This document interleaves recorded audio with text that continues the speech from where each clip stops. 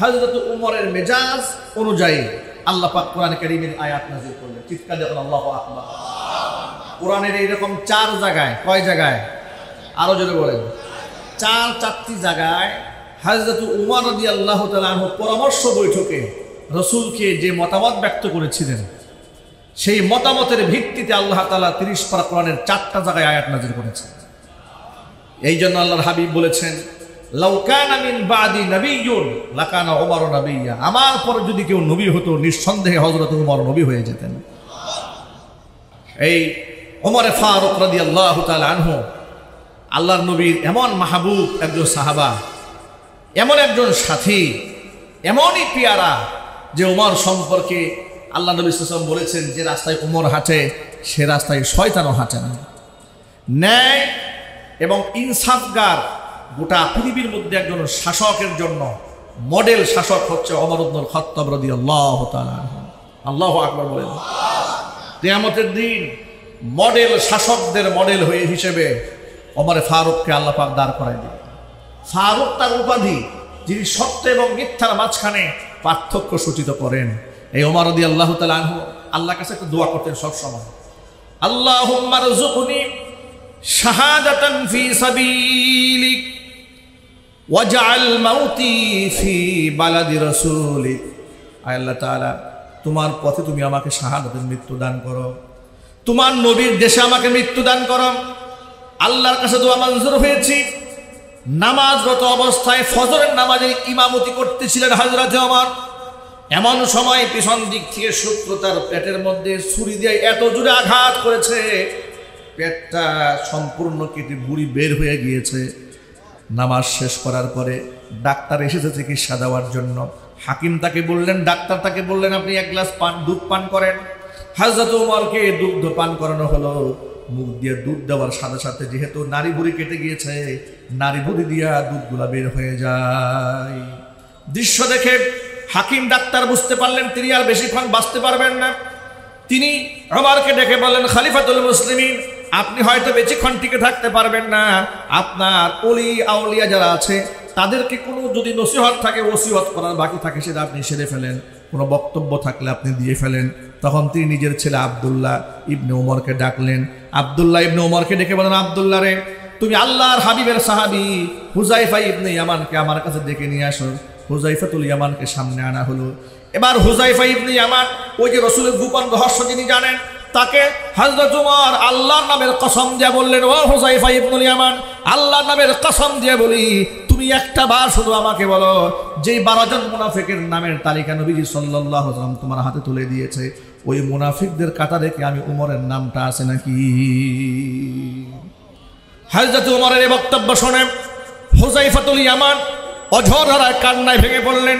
মনে মনে ভাবলেন, আল্লাহ পাকের এত নিকটতম বান্দা, তিনি ভয়ের মধ্যে আছেন, মুনাফিকদের কাতারে তার নামটা আছে নাকি? তিনি চুপসে গেলেন আর কান্না করতেছিলেন। হুযায়ফা ইবনে ইয়ামানকে আমিরুল মুমিনিন আরেকবার কসম দিয়ে বললেন, আল্লাহর কসম দিয়ে বলছি, ও হুযায়ফা, তুমি আমাকে একটা বারের জন্য শুধু বলো, ওই 12 জন নামের মধ্যে আমার নামটা আছে নাকি? হুযায়ফা ইবনে ইয়ামান বলছে, আমিরুল মুমিনিন, আল্লাহর নামের কসম করে বলছি যে 12 জন মুনাফিকের নামের তালিকা আমার হাতে রাসূলুল্লাহ সাল্লাল্লাহু আলাইহি ওয়াসাল্লাম দিয়েছেন। কসম করে বলি, ওই 12 জন মুনাফিকের মধ্যে আপনার নামটা নাই। হযরত ওমর শান্ত হলেন। তিনি এবার ছেলেকে বললেন, ছেলে আব্দুল্লাহ, তুমি এখন আরেকটা কাজ তোমার আছে। তুমি উম্মুল মুমিনিন মা আয়েশা রাদিয়াল্লাহু তাআলা আনহার কাছে যাবে, গিয়ে তাকে বলবে, আপনার সন্তান ওমর ইবনুল খাত্তাব। সন্তান কেন বললে সেটা বলি। নবীদের স্ত্রীরা আমাদের মা হন। নবীদের স্ত্রী কি হয় আমাদের? আরো জোরে বলেন, আমাদের মা হন। তিনি বললেন যে তুমি আয়েশার কাছে যাবে, মা আয়েশার কাছে গিয়ে বলবে, আপনার সন্তান ওমর। আমিরুল মুমিনিন বলবে না, কারণ আমিরুল মুমিনিন যদি হয়, খলিফাতুল মুসলিমিন যদি হয়, তার হুকুম মান্য করা সাধারণ নাগরিকের জন্য ফরজ হয়ে যায়।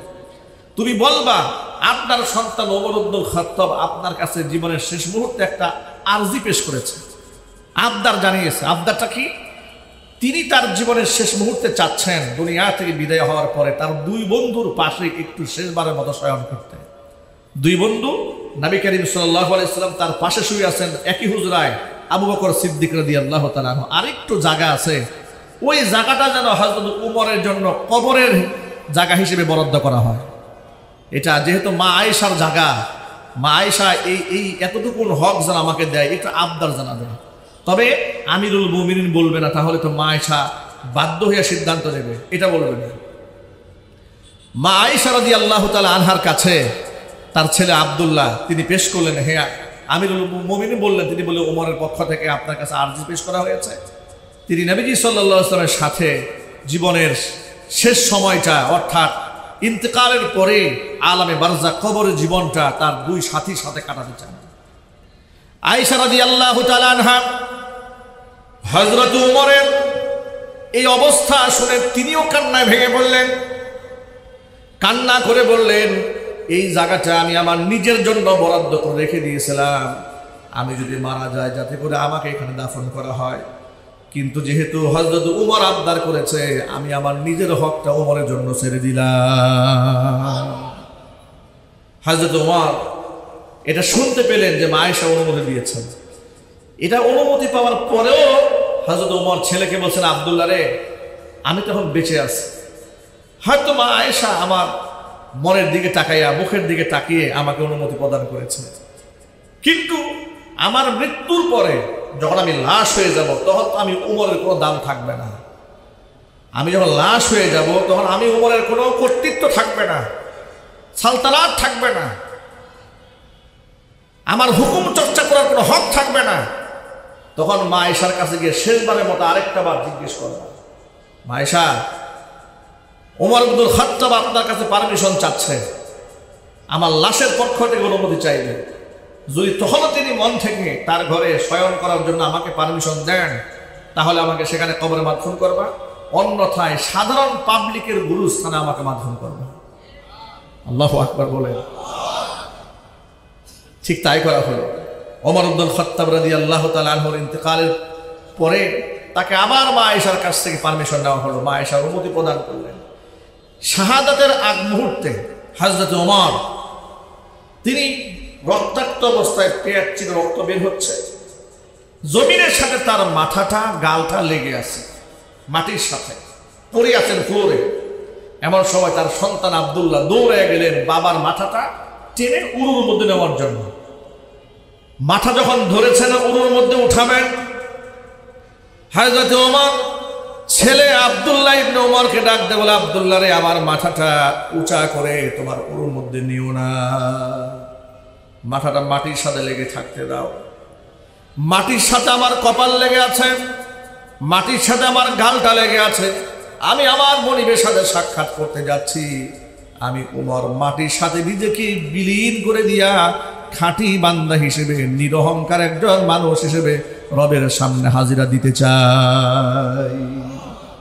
আমাকে জমির মধ্যে ফেলাই রাখো, আমার গালটা মাটির সাথে লেগে যা, গোটা বিশ্ববাসী দেখুক আমি উমরের কোনো দম্ভ নাই, আমি উমরের কোনো অহংকার নাই, আমি উমরের কোনো কিবির নাই, আমার কোনো বরত্ব নাই, সব বরত্বের একমাত্র মালিককে। চিৎকার দিয়ে বলুন, কে? ভাইরা, নবী করিম সাল্লাল্লাহু আলাইহি ওয়াসাল্লাম উম্মার মুক্তি কামনায় এত বেশি উদার ছিলেন। চিহ্নিত মুনাফিক, রাইসুল মুনাফিকিন আব্দুল্লাহ ইবনে উবাই ইবনে সালুল, তার ইন্তিকালের পরেও আল্লাহর হাবিব সাল্লাল্লাহু আলাইহি ওয়াসাল্লাম তার জানাজার নামাজ পড়ানো দাঁড়িয়ে গেছেন।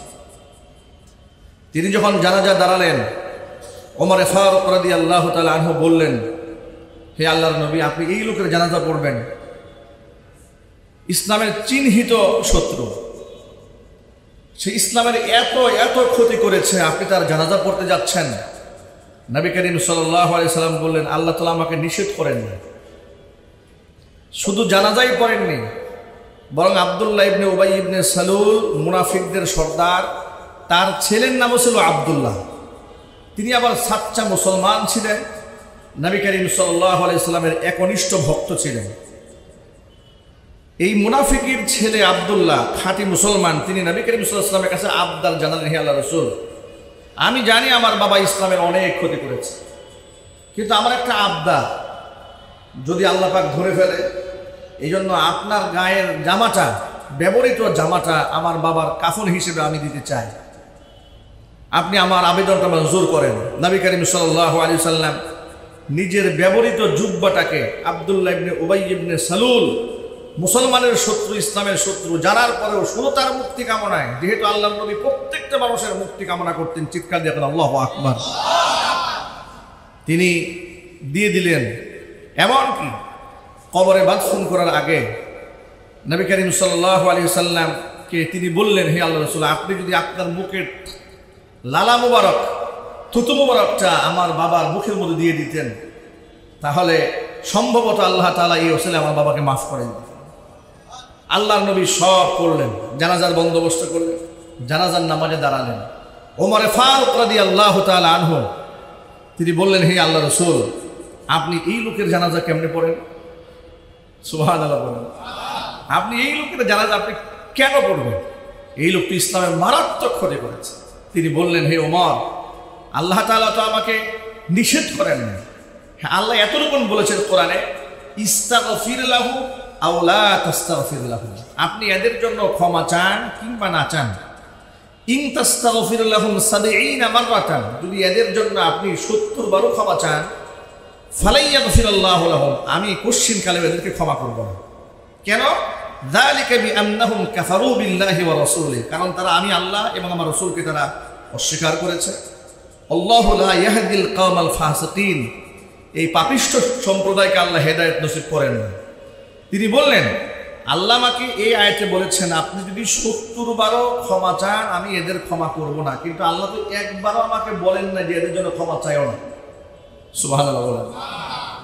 আর এই আয়াতের মধ্যে আল্লাহ বললেন, আপনি যদি ৭০ বারও ক্ষমা চান আমি মাফ করব না, কিন্তু আল্লাহ তো আমাকে নিষেধ করেন না যে তুমি এদের জন্য ক্ষমা চাইও না। বরং আমি যদি জানতে পারি যে আমার পুরো উম্মতের জন্য ১০০ বার ক্ষমা চাইলে আল্লাহ মাফ করে দিবেন, আমি আমার উম্মতের জন্য ১০০ বার ক্ষমা চাই। আর হুজুর কোন আল্লাহু আকবার। উম্মতের দরদি আল্লাহর হাবিব, মুনাফিকের সর্দার, রাইসুল মুনাফিকিন আব্দুল্লাহ ইবনে উবাই ইবনে সালুলের জানাজার নামাজ শেষ করলেন। নবী করিম সাল্লাল্লাহু আলাইহি ওয়াসাল্লামকে আল্লাহ পাক কোরআনের কারীমের আয়াত নাজিল করে ঘোষণা করে দিলেন, ওয়ালা তুসাল্লি আলা আহাদিন মিনহুম মাতা আবাদা ওয়ালা তাকুম আলা কবরি। নবীজি, এই সমস্ত মুনাফিকরা যদি কখনো মারা যায়, আপনি এদের জানাজার নামাজে শামিল হবেন না, এমনকি তাদেরকে দোয়া করার জন্য এদের কবরের সামনে আপনি কখনো দাঁড়াবেন না। ইন্নাহুম কাফারু, কারণ তারা কুফরি করেছে, বিল্লাহি, আমি আল্লাহর সাথে, ওয়া রাসূলি, আমি আমার রাসূলের সাথে, ওয়া মাতু ওয়া হুম ফাসিকুন, পাপিষ্ঠ অবস্থায় তারা দুনিয়া থেকে চলে গেছেন। সুতরাং কোন কাফের তো কাফের জানাজা যেভাবে আপনি পড়েন না, মুনাফিকদের জানাজা আপনি ওইভাবে পড়তে পারবেন না। চিহ্নিত মুনাফিক যারা, তাদের জানাজা আপনি পড়বেন না, নিষেধ করে দিলেন কে? আরো জোরে বলুন। এই যে ওমর ফারুক রাদিয়াল্লাহু তাআলা আনহু আগেই বারণ করেছিলেন, হে রাসূল, আপনি এর জানাজা পড়বেন না, কিন্তু দিল দরদি নবী তিনি বলেছেন যে আমি আমার উম্মতের ব্যাপারে দোয়া করতে নিষেধ করা হয় নাই। আল্লাহ বলেছেন ৭০ বার মাপ চাইলে মাপ হবে না, কিন্তু আল্লাহ একবারও বলেন নাই তুমি মাপ চাইও না। আমার উম্মতের মুক্তি কামনায় যদি আল্লাহর পক্ষ থেকে কোনো মেসেজ আসে যে ১০০ বার মাপ চাইলে আল্লাহ মাফ করবে, আমি ১০০ বার মাপ চাইব। কিন্তু ওমর রাদিয়াল্লাহু তাআলা আনহু চাহাত ছিল রাসূল যেন তার জানাজার নামাজটা না পড়ান। হযরত উমরের মেজাজ অনুযায়ী আল্লাহ পাক কোরআন কারীমের আয়াত নাযিল করলেন। চিৎকার দিয়ে আল্লাহু আকবার। কোরআনের এইরকম ৪ জায়গায়, কয় জায়গায়? আরো জোরে বলেন। ৪টি জায়গায় হযরত উমর রাদিয়াল্লাহু তাআলা আনহু পরামর্শ বৈঠকে রাসূলকে যে মতামত ব্যক্ত করেছিলেন, সেই মতামতের ভিত্তিতে আল্লাহ তাআলা ৩০ পারা কোরআনের ৪টা জায়গায় আয়াত নাযিল করেছেন। এই জন্য আল্লাহর হাবিব বলেছেন, লাউ কানা মিন বাদি নাবিয়্যুন লাকানা উমর নাবিয়্যা, আমার পর যদি কেউ নবী হতো নিঃসন্দেহে হযরত উমর নবী হয়ে যেতেন। মুনাফিকদের জানাজার নামাজ পড়তে নিষেধ করে দিয়েছেন আল্লাহ রাব্বুল আলামিন। এই জন্য আল্লাহর নবী পরবর্তীতে কোন মুনাফিকের জানাজা পড়েননি। এমনকি নবী করিম সাল্লাল্লাহু আলাইহি ওয়াসাল্লামকে মুনাফিকরা হত্যা করার জন্য বারবার চেষ্টা করেছে। জিহাদের ময়দান থেকে একদিন মদিনায় তিনি ফিরে আসতেছিলেন সাহাবায়ে কেরামের কাফিলা নিয়ে। সাহাবায়ে কেরামের কাফেলা নিয়ে গিরিপথ বেয়ে বেয়ে যখন আল্লাহর নবী একাকী চলতেছিলেন, আর পিছনে ছিল তার কাফেলা, আর ওই কাফেলার সাথে মুনাফিক মুসলমানদের সাথেই মিশেছিল। মুনাফিক কাকে বলে শোনেন? মুসলমানদের সাথে মসজিদে নামাজ পড়বে, মুসলমানদের সাথে ওয়াজ মাহফিলে যাবে, মুসলমানদের সাথে হজও করবে, মুসলমানদের সাথে উমরাও করবে, মুসলমানদের মতো দাড়ি টুপি জুব্বা পাগড়ি সব থাকবে। কিন্তু আপনি ও দেখে মনে হবে যে ওর মতো ইমানদার সমাজে আর নাই, কিন্তু প্রকৃত অর্থে তার অন্তরের মধ্যে এত শয়তানি, এত নেফাকি, এত গুমরাহি, এর অন্তরে কালিমা যদি মানুষ দেখতো তাহলে গোটা সমাজ অন্ধকার হয়ে যেত। কথা ঠিক কিনা বলেন? তো মুসলমানদের কাফেলার সাথে মিশে আছে মুনাফিকেরা। আল্লাহ নবী সাল্লাল্লাহু আলাইহি সাল্লাম যাচ্ছেন, হুজুর কাফেলার থেকে একটু অ্যাডভান্স হয়ে সামনে গিয়েছেন। রাসূল পাক সাল্লাল্লাহু আলাইহি সাল্লামের সাথে দুইজন সাহাবী, একজন সামনে একজন পেছনে। সামনে যিনি আছেন তার নাম হচ্ছে আম্মার ইবনে ইয়াসির রাদিয়াল্লাহু তাআলা আনহু। পেছনে যিনি আছেন উটকে হাঁকায় নিয়ে যাচ্ছেন, তার নাম হচ্ছে হুযাইফা ইবনুল ইয়ামান রাদিয়াল্লাহু তাআলা আনহু। আর তাদের অদূরেই ছিল মুসলিম বাহিনীর কাফেলা। এখন আল্লাহর নবী কাফেলা থেকে একটু আলাদা হয়ে গেছেন, মাত্র সাথে সঙ্গী দুইজন, সামনে একজন পেছনে একজন। মুনাফিকরা মনে মনে ভাবলো এই একটা সুযোগ যাচ্ছে, মুহাম্মদ সাল্লাল্লাহু আলাইহি ওয়াসাল্লাম সামনে একা হয়ে গেছেন, সঙ্গী মাত্র দুইজন। এই সুযোগে যদি আমরা একচ্ছত্রভাবে যদি আমরা হঠাৎ করে হামলাটা করি তাহলে মুহাম্মদ সাল্লাল্লাহু আলাইহি ওয়াসাল্লামকে হত্যা করা যায়। এই মিশন নিয়ে মুসলমানদের ভিতর থেকে বের হয়ে আসলো 12 জন মুনাফিক। কতজন? আরো জোরে বলেন। এই 12 জন মুনাফিক মিলে আল্লাহর হাবিবকে হত্যা করার নিমিত্তে রাসূলের উপর ঝাঁপিয়ে পড়ল। আল্লাহর নবী যখন টের পেলেন, হুযাইফা ইবনুল ইয়ামানকে বললেন, হুযাইফা, পেছন দিক থেকে মুনাফিকরা হামলা করতেছে, তুমি এদেরকে এত জোরে প্রটেস্ট করবা এরা যেন গিরিপথ বেয়ে সামনের দিকে আগাতে না পারে। ওরা যে ঘোড়ার উপর সওয়ার হয়ে আগমন করতেছিল, হুযাইফা ইবনুল ইয়ামান বাম হাতে ছিল ঢাল, ডান হাতে ছিল তলোয়ার। এক হাতে তলোয়ার আর এক হাতে ঢাল নিয়ে, ঢাল দিয়ে যে ঘোড়াগুলো সামনে আসতেছিল ঘোড়ার মুখের মধ্যে এত জোরে আঘাত করতেছিল, 4-5টা আঘাত সজোরে করার পরে ওরা নিজের হতভম্ব হয়ে গেল। ওরা বুঝতে পেরেছে যে আমাদের অবস্থার মতো মনে হয় মুহাম্মদ সাল্লাল্লাহু আলাইহি ওয়াসাল্লাম টের পেয়ে গেছে। ঠিক এই সুযোগে তারা পেছন দিক দিয়ে সবগুলো পালায় গেল। আল্লাহর নবী সাল্লাল্লাহু আলাইহি ওয়াসাল্লাম এই হুযাইফা ইবনুল ইয়ামানকে পরবর্তীতে এই 12 জন মুনাফিকের নাম সহ তাকে বলে দিয়েছেন, ইন্না ফি উম্মতি 12 মুনাফিকান, আমার এই উম্মতের মধ্যে 12 জন মুনাফিক এরকম আছে, লা ইয়াদখুলুনাল জান্নাতা ওয়ালা ইয়াজিদুনা রিহাহা, ওলা আমার জান্নাত, আল্লাহর জান্নাতে প্রবেশ করবে না, জান্নাতে ঘ্রাণও পাবে না, হাত্তা ইয়ালিজাল জামালু ফি সাম্মিল খিয়াত, সূচের ছিদ্র দিয়ে যেমন উট প্রবেশ করা সম্ভব নয়, মুসলমান নামধারী মুনাফিকদেরও জান্নাতে কোনোদিন প্রবেশ করা সম্ভব নয়। এই হুযাইফা ইবনুল ইয়ামানকে আল্লাহ নবী সাল্লাল্লাহু আলাইহি ওয়াসাল্লাম সেদিন 12 জন মুনাফিকের নামে তালিকা দিয়েছিলেন, কিন্তু সঙ্গত কারণে এদের নাম সমাজে প্রকাশ করতে আল্লাহ নবী নিষেধ করেছিলেন, সমাজে এদের নামটা বলা যাবে না, বিশৃঙ্খল অবস্থা তৈরি হবে। আজকে দেখুন আমাদের সমাজে যারা মুশরিক, যারা হিন্দু কিংবা যারা খ্রিস্টান, তারা অমুসলিম, তাদের ব্যাপারে আমাদের সিদ্ধান্ত নেওয়া সহজ। কিন্তু একই মসজিদে নামাজ পড়ে, একই ছাতে হজে যায়, উমরায় যায়, কিন্তু ইসলামের আদর্শের পেছনে সবচেয়ে বড় শত্রুতাবি তারাই করে। এরকম লোক সমাজে আছে না ভাই? আরো জোরে বলেন। আচ্ছা, আপনাদেরকে বোঝাবার জন্য বলি, একজন মুসলমানের শরীয়তের কোন নির্দেশনা কি অবজ্ঞা করার মতো মানসিকতা তৈরি হওয়ার কথা? আল্লাহর সিদ্ধান্ত অমান্য করার মতো মানসিকতা হওয়ার কি কথা? মুসলমান হিসেবে তার মধ্যে ঈমান এরকম থাকবে, যে হুকুম আল্লাহ দিয়েছেন, যে হুকুম আল্লাহ রাসূল দিয়েছেন, এখানে তো আমার কোনো মতামত ব্যক্ত করার কোনো অধিকার নাই, ঠিক কিনা বলেন? কিন্তু আপনারা বলেন তো, এই দেশে মুসলমানদের অংশগ্রহণে, মুসলমানদের ঘরে জন্ম নিয়ে, মুসলমানদের পরিচয় বহন করে ইসলামের আদর্শের বিরুদ্ধে কথা বলে, দাড়ি টুপিওয়ালাদেরকে বিরুদ্ধে কথাবার্তা বলে, ইসলামিক রাজনীতির বিরুদ্ধে কথাবার্তা বলে, ইসলামিক শাসন ব্যবস্থার বিরুদ্ধে কথাবার্তা বলে, ইসলামী আইন কানুনের বিরুদ্ধে কথাবার্তা বলে, এরকম লোক মুসলমানদের সমাজে নাই? আরো যদি বলে এরা মুনাফিক। এরা কি যদি বলে? মুনাফিক। আপনি দেখে মনে হবে যে আপনার দলের মুসলমান, না, এরা মুসলমান কোনো কালেই ছিল না। আমার প্রিয় ভাইরা, এই যে হুযাইফা ইবনুল ইয়ামানকে আল্লাহর নবী 12 জন মুনাফিকের নাম বলে দিলেন, কিন্তু তাকে মানুষের সামনে নামগুলো প্রচার করতে নিষেধ করে দিলেন, তিনি করলেন না। এই জন্য এই হুযায়ফা ইবনুল ইয়ামানকে বলা হয় সাহিবু সিররি রাসূলিল্লাহি সাল্লাল্লাহু আলাইহি ওয়াসাল্লাম, অর্থাৎ আল্লাহর নবীর গোপন রহস্য সম্পর্কে যিনি খবর রাখেন, হুজুরের গোপন ভেদ যিনি জানেন, তার নাম হচ্ছে হুযায়ফা ইবনুল ইয়ামান রাদিয়াল্লাহু তাআলা আনহু। উমর ইবনুল খাত্তাব রাদিয়াল্লাহু তাআলা আনহু তার জীবদ্দশায় যদি কেউ মারা যেতেন, সাহাবীদের মধ্যে যদি কেউ মারা যেতেন, হযরত উমর খেয়াল করতেন যে হুযায়ফা তার জানাজায় যায় কিনা। সুবহানাল্লাহ বলেন, কথা বুঝতে পেরেছেন? সে তো নাম বলে না, কিন্তু হযরত উমর খেয়াল করতেন যে লোকটা যে মারা গেল, হুযায়ফা তার জানাজায় যায় কিনা। যদি হুযায়ফা জানাজায় যেতেন, হযরত উমর তার জানাজার শামিল হতেন, মানে তিনি বুঝতে পারতেন যে এটা মুনাফিক না।